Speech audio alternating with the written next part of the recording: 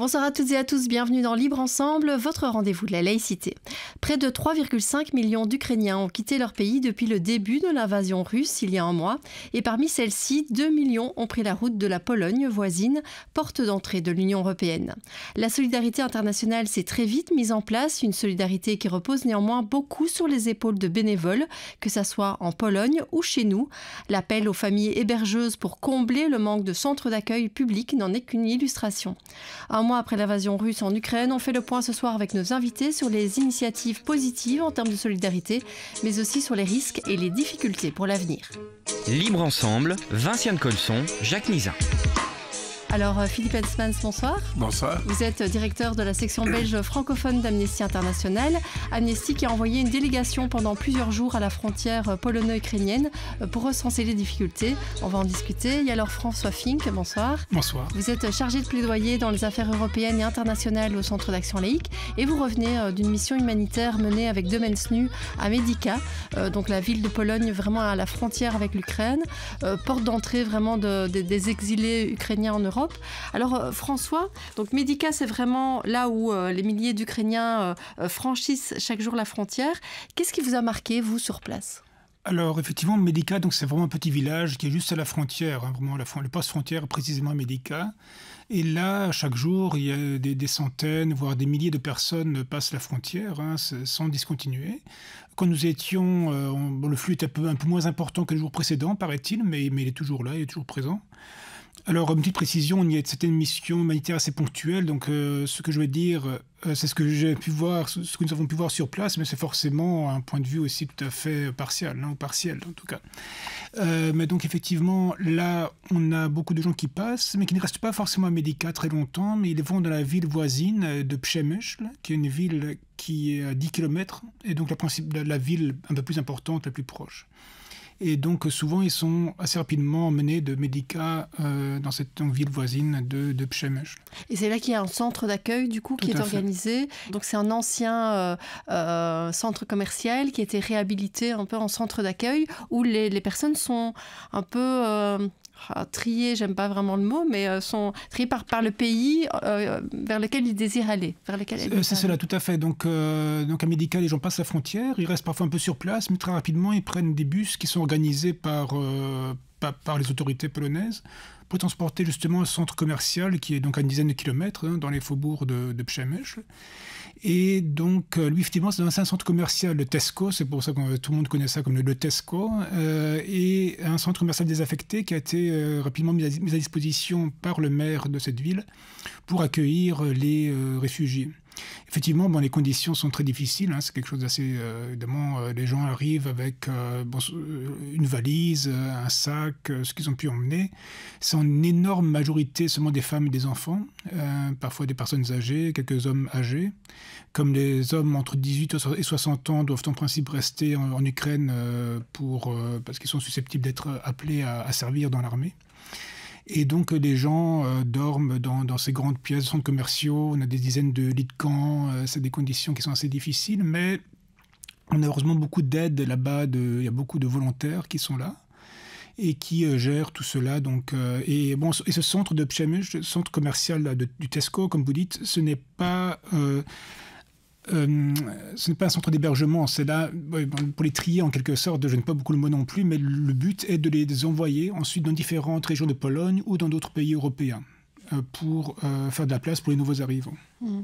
Alors, il y a une des choses que vous me disiez en préparant l'émission, c'est que sur place, et là c'est aussi à Medyka, il y a beaucoup de tentes, beaucoup d'associations qui sont présentes. Et il y a un petit peu de tout dans les associations et on voit qu'il y a certaines associations peut-être un peu plus obscures qui essayent de prendre un peu de place. Tout à fait. Alors, je pense que c'est assez fréquent dans ce genre de situation. Je ne suis pas spécialiste, mais je pense que c'est assez fréquent que quand il y a ce genre de tragédie humanitaire, il y a toutes sortes d'associations qui viennent. Alors, beaucoup de gens de bonne volonté qui veulent vraiment simplement donner un coup de main. Il y a beaucoup de gens qui font du bon travail. Il y a les scouts polonais, par exemple, qui donnent des repas chauds aux gens qui attendent les bus, par exemple. Il y a des secouristes israéliens ou français ou d'autres nationalités qui sont là au cas où quelqu'un a un malaise et tout. Donc, il y a aussi quand même beaucoup de gens tout à fait de bonne volonté. Mais c'est vrai qu'il y a d'autres associations. Et il y a des associations d'inspiration religieuse ou politique qui parfois, dans le but ne sont pas aussi clairs, disons. On a certaines associations religieuses qui font aussi simplement un travail humanitaire, qui donnent à manger. Par exemple, on a les Sikhs, United Sikhs du Royaume-Uni, qui donnent des repas chauds. Mais on a vu, par exemple, une mystérieuse association sino-américaine, donc des Chinois basés aux États-Unis, elle s'appelle le New Federal State of China, nouvel État fédéral de Chine. C'est une organisation politique surtout, qui a pour but de renverser le régime communiste chinois. Et on ne voit pas très bien ce qu'ils font là, quoi, parce que c'était vraiment, ils ont 2 grandes tentes, ils montrent qu'ils ont beaucoup de moyens, mais il y avait très peu de réfugiés chez eux, et ça leur sert surtout à se faire de la publicité. Donc on a aussi des témoins de Jéhovah, enfin, bon, il y a différents genres d'associations. La bonne chose est que ces réfugiés ne restent pas très longtemps à Médica, donc ils n'ont pas vraiment, ces associations n'ont peut-être pas vraiment le moyen de faire beaucoup de pression sur eux, parce que très vite, les réfugiés savent aussi, je pense que le mot circule chez eux aussi, que le mieux à faire est de prendre un de ces bus qui les emmènera au centre Tesco, où là les choses sont un peu plus organisées, même si elles reposent beaucoup aussi sur l'activité des volontaires. Alors Philippe Hensmans, il y a le mot chaos qui a été dit par François Fink. Le mot chaos, c'est aussi un mot qui revient dans ce rapport des personnes d'Amnesty qui sont allées sur place. Chaos parfois dans la manière dont c'est organisé, dans les associations qui sont là, dans des réseaux aussi parfois qui peuvent se développer. Oui, le chaos est généré au départ par le manque de réaction du gouvernement polonais, parce que, et c'est pas la première fois, on connaît les difficultés que le gouvernement polonais a avec les réfugiés. On l'a vu avec la frontière avec la Biélorussie, les rejets qu'ils ont perpétrés, qui sont illégaux, mais qu'ils ont quand même fait de réfugiés afghans ou syriens à la frontière biélorusse il y a quelques mois. Et manifestement, le gouvernement polonais n'a pas décidé de mettre le paquet, en tout cas suffisamment, que pour avoir un accueil structuré, organisé, qui permettrait non pas d'éliminer le travail que font les bénévoles, parce que c'est un travail extraordinaire. Et quand on disait il y a des groupes qui sont parfois obscurs, ben c'est vrai. Et il y a des gens qui viennent de communes belges qui ont décidé de prendre leur voiture, j'en connais, et de dire maintenant on collecte des médicaments dans la commune et la nourriture, et on y va, on part en Pologne.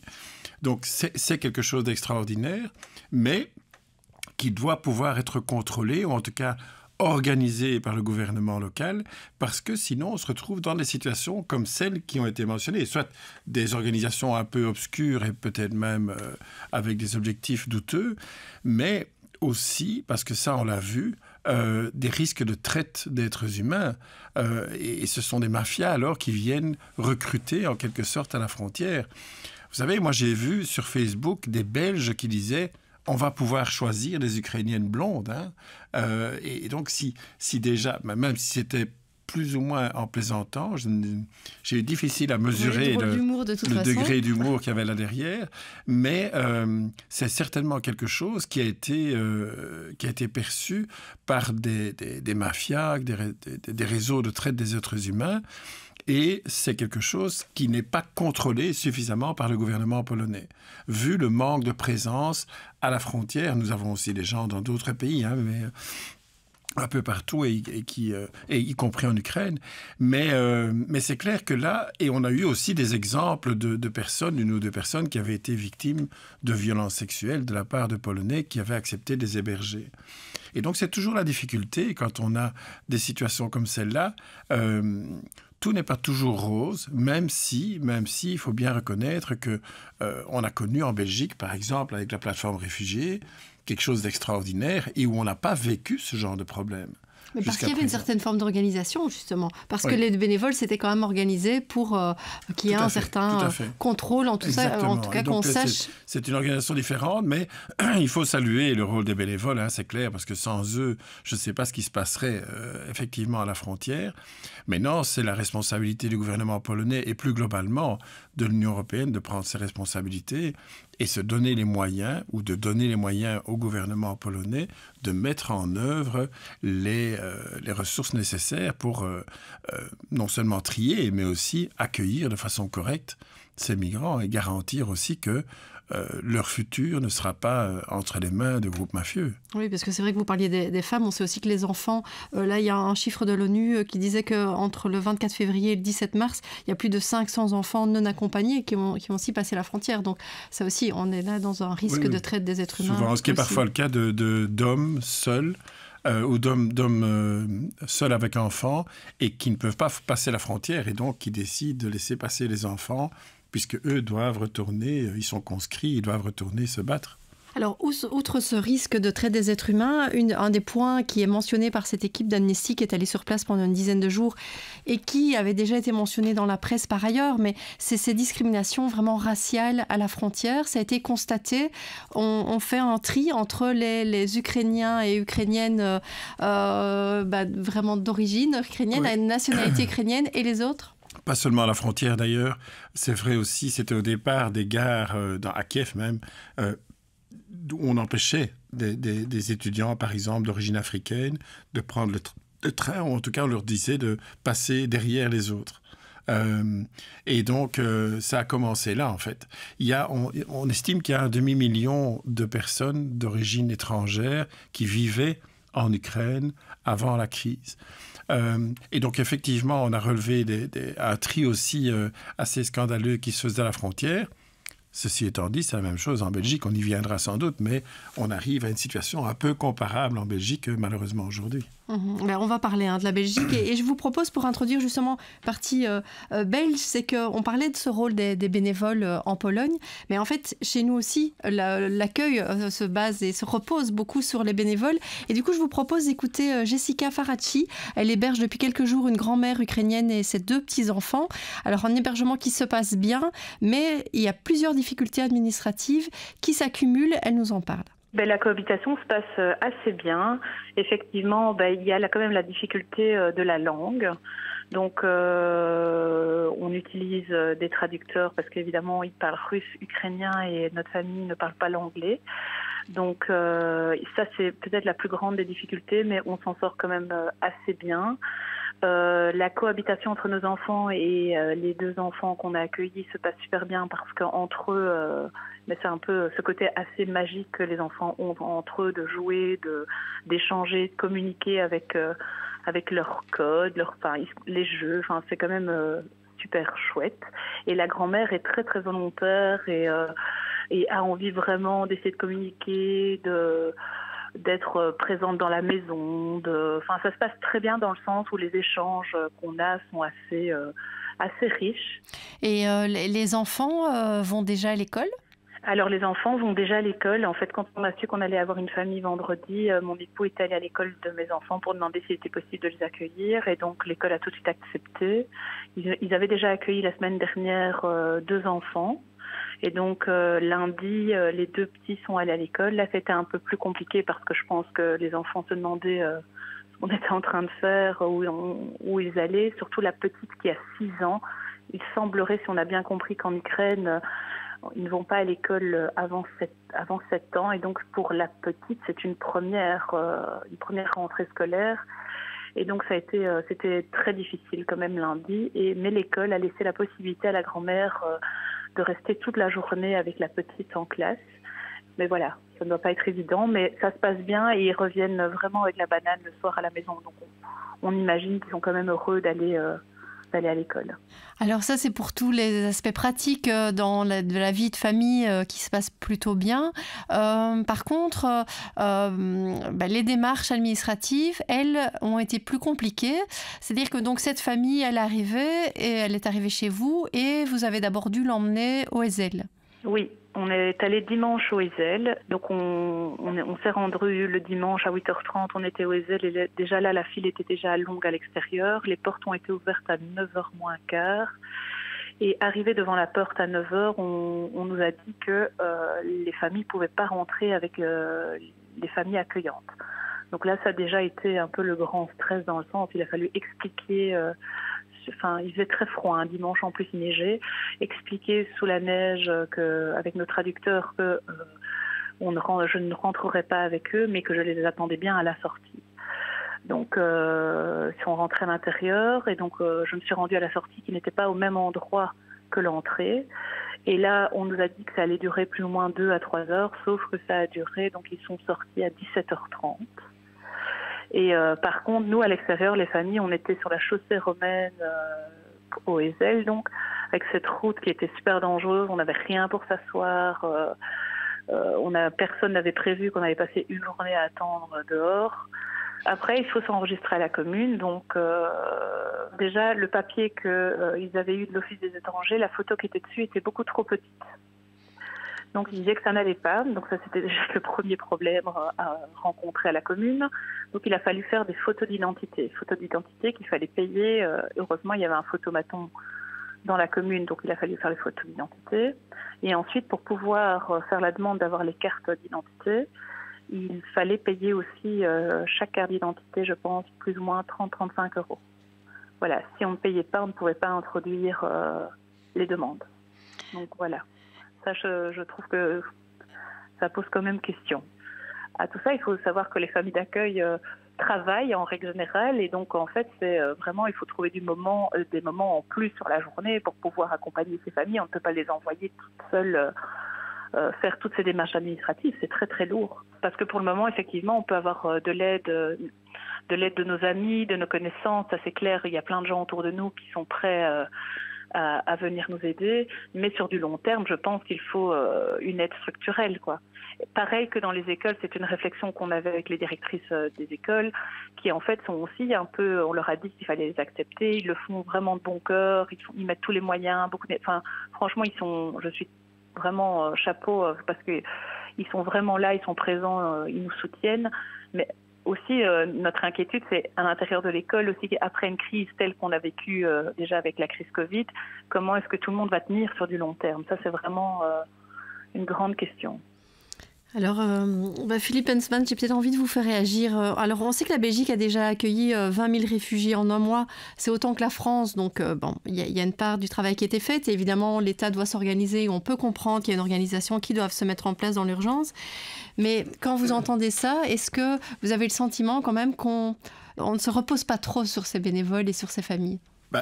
C'est un peu comme le Covid. Ça révèle des choses qui ne fonctionnaient pas avant et ça les aggrave, évidemment.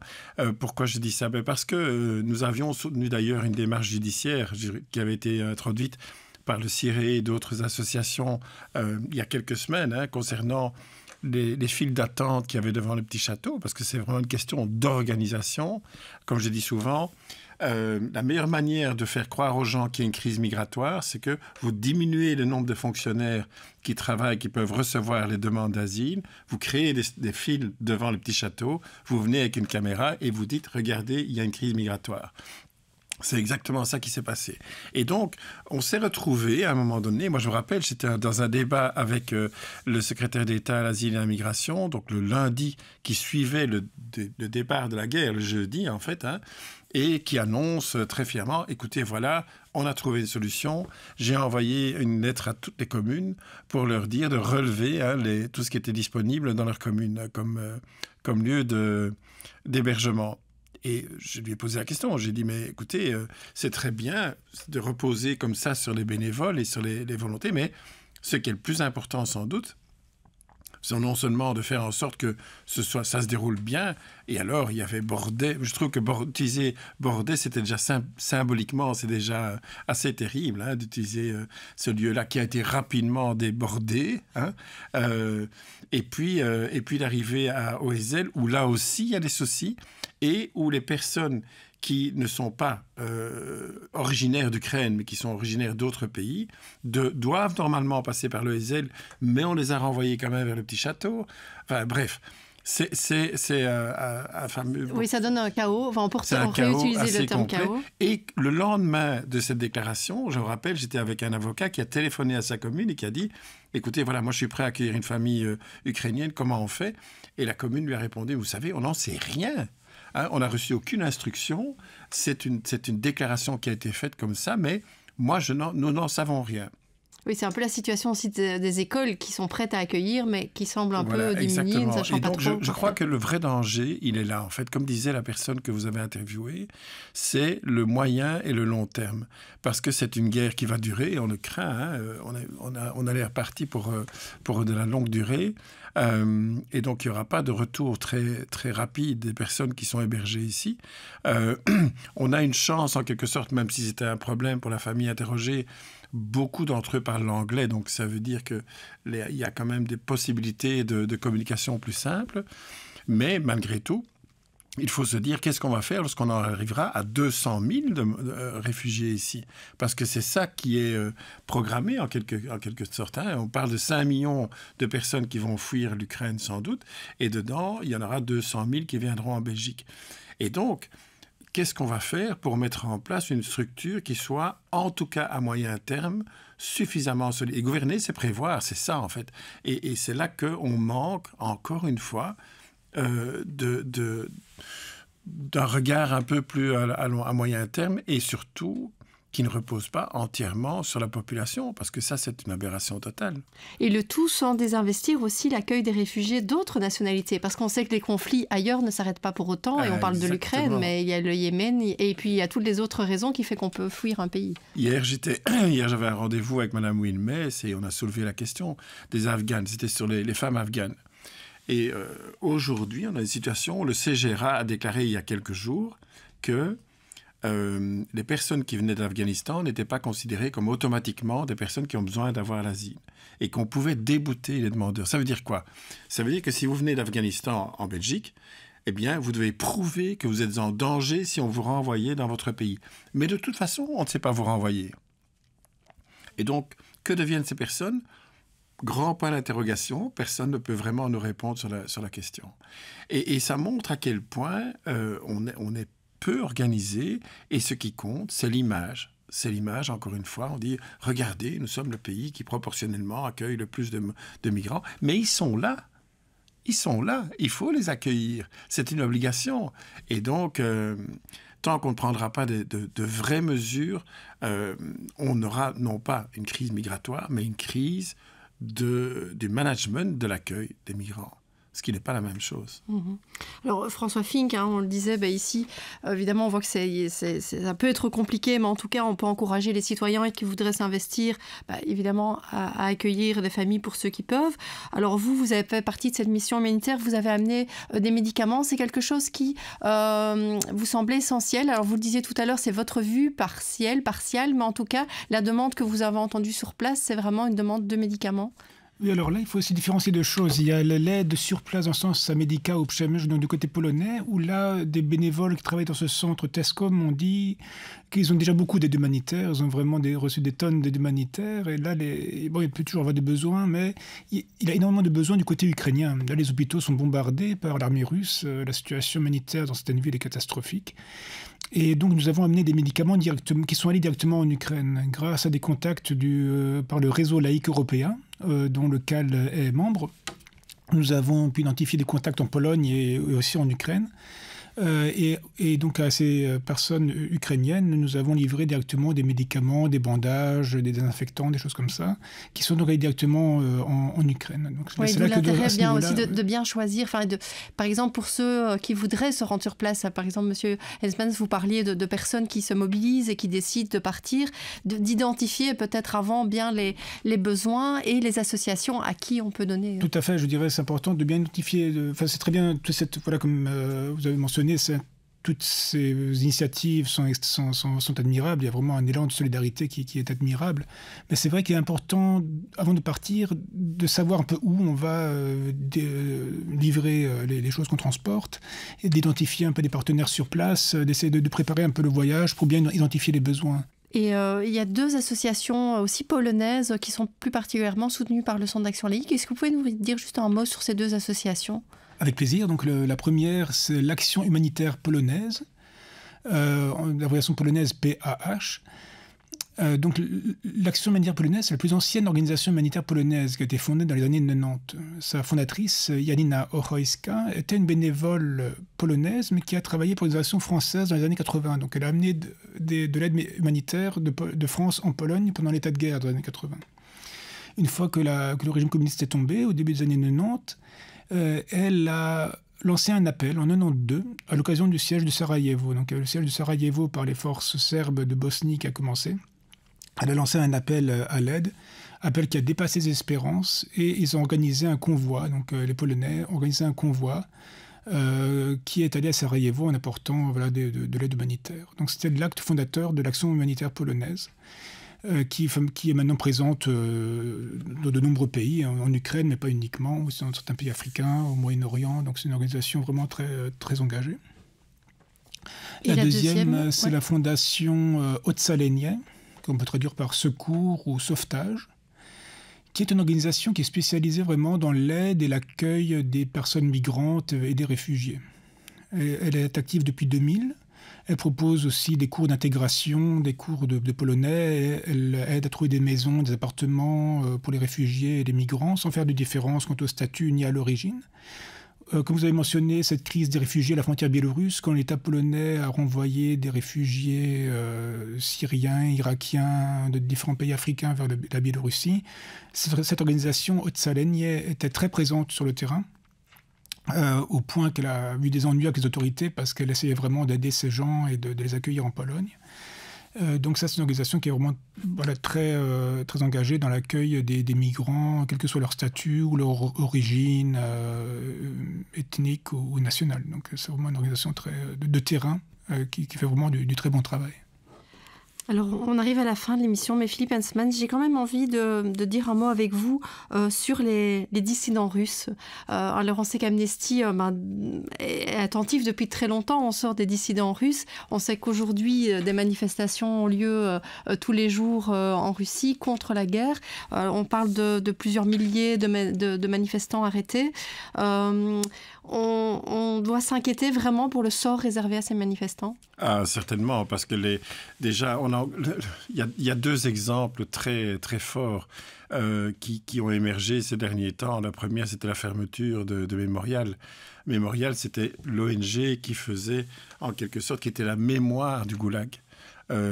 Qui faisait des enquêtes sur tous les gens qui étaient passés par le goulag et qui étaient vraiment, c'était un mémorial de ce qui s'était passé là.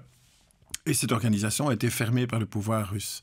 Et la deuxième chose, c'est la condamnation de M. Navalny à 9 ans de prison hier ou avant-hier, et qui montre à quel point ça dure depuis plusieurs années. Hein, c'est quelque chose, c'est vraiment un entonnoir où on essaie de fermer de plus en plus toute possibilité de liberté d'expression, de liberté d'association.